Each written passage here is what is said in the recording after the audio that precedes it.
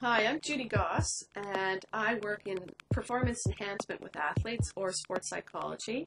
I was an athlete myself. I was a swimmer. I went down to university in the U.S. and participated there. I continued on and did my master's and my PhD in sports psychology, and then came back to Toronto. And I've worked with a variety of different provincial sport organizations and national sport federations. I work at the Canadian Sports Centre, Ontario, here in Toronto, and I also work for the Canadian Olympic Committee.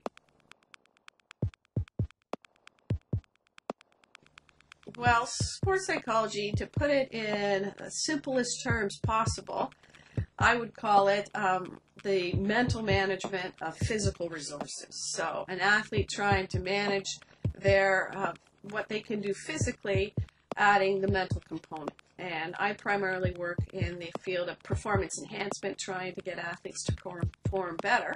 There's a variety of different aspects of the field. It would be education-wise, teaching in university.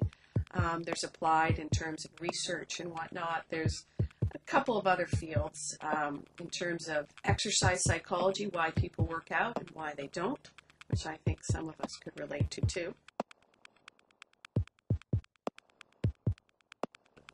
Energy management is probably one of the most important aspects for an athlete, and it's not just in terms of physical energy, how much energy or stamina do I have to last through an entire soccer game or last through an entire event.